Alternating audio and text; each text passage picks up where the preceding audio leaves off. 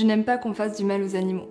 Je n'aime pas qu'on les maltraite. Au contraire, je suis de celles qui les ont toujours aimés. De la peluche au dessin animé, dans les documentaires et les contes pour enfants. Des plus sauvages aux plus familiers, dans mes songes. Comme en chair et en os, les animaux m'ont toujours accompagné. J'ai tant de fois croisé leurs regards, entendu leur voix. Parfois caresser leur visage, et lorsque j'en avais la chance, je les prenais dans mes bras. Les animaux ont toujours fait partie de ma vie. À bien y réfléchir, n'est-ce pas le cas pour la majorité d'entre nous? Comme beaucoup, j'ai été confrontée aux images d'élevage et d'abattoirs. Diffusées par les associations animalistes. Quel choc! J'ai vu ce que nous leur faisions subir. J'ai vu la violence. J'ai vu le désespoir. J'ai vu le sang. Aujourd'hui, ces images me hantent. Elles sont ma mauvaise conscience. Bien sûr. Comme tout le monde, j'ai contribué à ces horreurs. Je n'ai pas fait le lien entre mon assiette, mon armoire, mes cosmétiques, mes plaisirs de tous les jours et leur calvaire. Bien sûr, ce n'est pas ce que je voulais, cette souffrance. Mais je ne la voyais pas. Ou je refusais de la voir. J'ai aussi entendu la société répéter sans relâche que tout cela était normal. Qu'on a toujours fait comme ça, que c'est l'ordre naturel des choses. On m'a parlé de la tradition, de la prédation, de la chaîne alimentaire, de notre intelligence supérieure. Mais quel est le poids de ces soi-disant arguments face à une question toute simple? Est-il encore aujourd'hui nécessaire de tuer les animaux? De faire souffrir des êtres sensibles, lorsqu'on peut facilement l'éviter.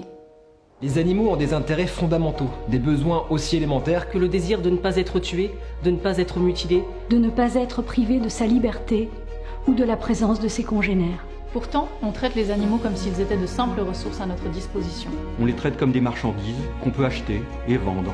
Ces droits fondamentaux, leur bien-être, leurs préférences, nous les ignorons.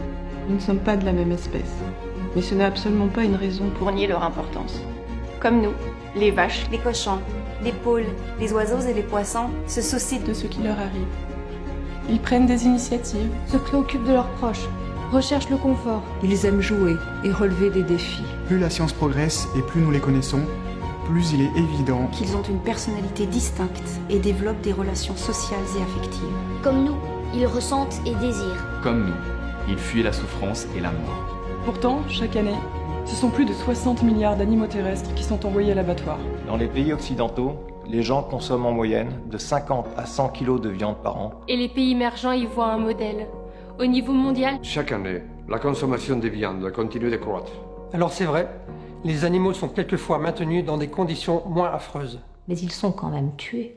Je trouvais plein de bonnes raisons pour continuer à acheter des produits qui sortaient des abattoirs. Je me disais, c'est de la viande bio, c'est tellement bon. Ou encore, c'est trop compliqué de ne plus en manger. Et puis, je me suis récemment rendu compte que tout cela ne faisait pas le poids devant leur vie et leur intérêt à ne pas mourir. Je me suis aussi rendu compte que la pêche, la production de viande, de lait et d'œufs étaient en train de dévaster notre planète. La consommation de ces produits accélère la chute de la biodiversité, détruit la vie des sols, souille nos rivières, assèche les nappes phréatiques et précipite la déforestation. Elle détruit les habitats des animaux sauvages. L'élevage accapare 70% des terres agricoles et émet plus de gaz à effet de serre que tous les moyens de transport réunis. Et les poissons, ces grands oubliés, ce sont eux pourtant qui payent le plus lourd tribut. Nous en tuons 1000 milliards par an et peu à peu les océans se meurent. En mangeant des animaux, je faisais donc un tort indicible à des êtres sensibles qui sont mes contemporains, mais aussi aux générations futures. Je ne veux plus participer à la destruction du monde. Je ne veux pas penser aux gens de demain et m'imaginer leur dire que j'ai œuvré en toute connaissance de cause à la destruction de leur planète. Que j'y ai participé parce que je n'arrivais pas à me passer de fromage, de saucisses, de foie gras, d'œufs ou de saumon. Je ne veux pas leur dire que j'ai participé à ce massacre organisé. Parce que je n'ai pas su résister à la force de l'habitude, aux sirènes du conformisme ou aux séductions du marketing. La bonne nouvelle, c'est qu'on peut les changer, nos habitudes. Personne ne dit que c'est facile. Mais nous ne sommes pas des gens exceptionnels. Nous sommes votre collègue ou votre voisine, votre ami de toujours ou l'aîné de vos enfants. Si nous sommes véganes ou en passe de le devenir, c'est probablement que vous le pouvez aussi. Vous pouvez essayer, vous pouvez réessayer. Vous pouvez mettre vos actes en accord avec vos valeurs. Nous pouvons tous faire mieux pour aimer et respecter les animaux. On peut en finir avec l'exploitation animale. Et on peut le faire parce que nous ne sommes pas seuls.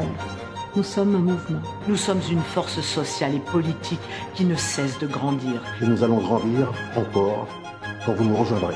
Nous n'avons pas la même culture, pas la même couleur de peau, pas la même religion. Nous ne vivons pas dans les mêmes pays, pas dans les mêmes quartiers, mais ensemble. Nous voulons la justice pour tout le monde, pour les humains et pour les animaux, pour les personnes d'aujourd'hui et pour celles de demain. Nous avons confiance dans l'avenir. Une révolution non violente est en train de se produire. Nous sommes fiers et heureuses d'en faire partie.